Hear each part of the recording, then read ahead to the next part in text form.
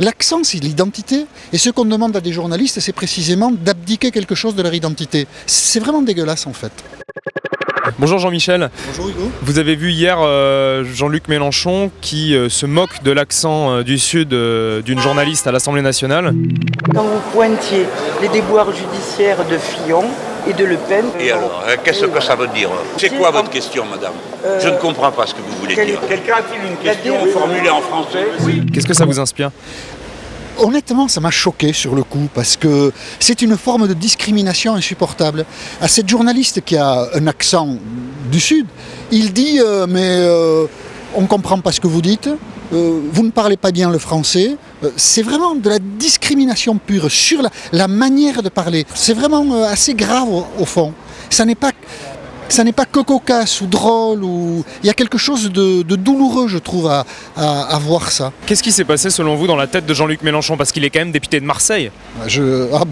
Quand il apostrophe la journaliste comme ça, il a oublié qu'il est le député de Marseille, évidemment. Il est excédé, déjà qu'il n'aime pas beaucoup les journalistes. Il y a quelqu'un qui lui pose une question qui le ramène à des propos passés. Et sa manière de dire à la journaliste vous m'insupportez, c'est de lui dire mais quoi là, avec votre accent on ne vous comprend pas. On est après les perquisitions, je crois qu'il a un peu perdu les pédales en fait. Et c'est sans doute l'enseignement principal de toute cette séquence.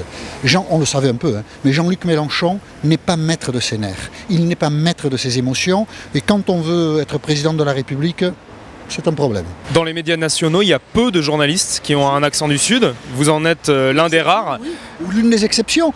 Pourquoi moi j'ai un accent? C'est parce que quand je suis arrivé à Paris, mon seul souci c'était de faire de la presse écrite. Je ne savais même pas que ça existait la radio et la télé. Donc personne ne m'a jamais parlé de mon accent. Mais beaucoup de jeunes journalistes dans les écoles, on leur dit mais tu veux présenter un journal télévisé ou parler à la radio, mais il faudra que tu perdes ton accent. Aujourd'hui encore, c'est une discrimination.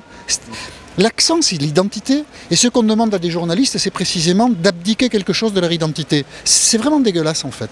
Est-ce que vous, dans votre carrière, vous avez souffert de cet accent? Quand j'ai commencé à parler de politique sur France Inter, j'étais chef du service politique, et le courrier disait, j'en ai reçu quelques-uns, pas beaucoup, mais j'en ai reçu, avec votre accent, vous ne pouvez pas parler de politique.